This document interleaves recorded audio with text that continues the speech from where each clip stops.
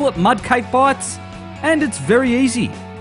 So for starters, take a cold pan and add in 150 ml of cold water.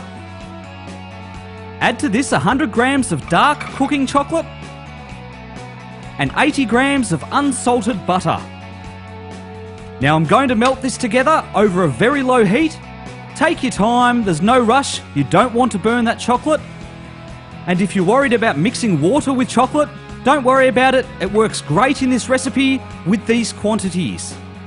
Stir continuously until it's all melted together, and then add in 120 grams of caster sugar. If you can't get caster sugar where you live, just use regular white sugar. Once combined, allow this mixture to cool. Then beat 2 eggs and slowly add in that cooled chocolate, butter, sugar, water mixture. Then sift in 130 grams of self-raising flour, or you can use plain flour with 2 teaspoons of baking powder added. Mix together well, and then pour into a lined and greased baking tray. Here I'm using a 20 centimetre square pan. Now I've got the barbecue set up for indirect cooking, so here I've got a trivet on some foil, and I'm going to cook with the lid down, 160 degrees Celsius. Of course you can use your oven if you like. Bake for 30 minutes.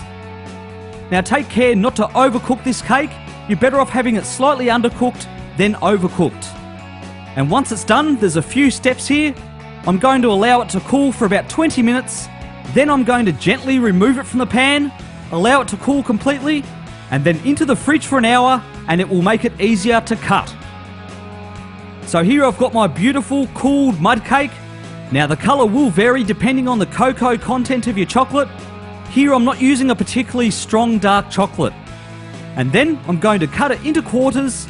Now just a tip with a knife here guys, run it under some hot water and dry it off before you start cutting, and it will be much easier to cut, and just reheat it every few cuts.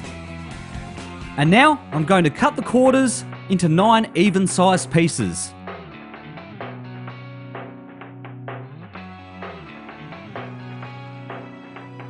Just take your time here and get nice clean cuts guys.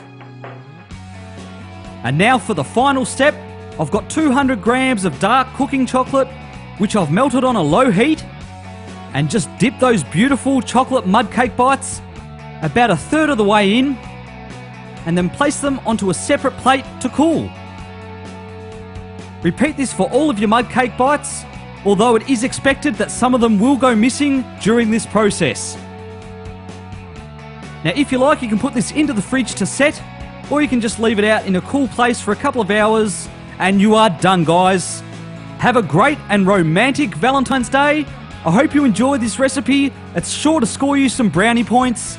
Thanks for watching, and I'll catch you all next time.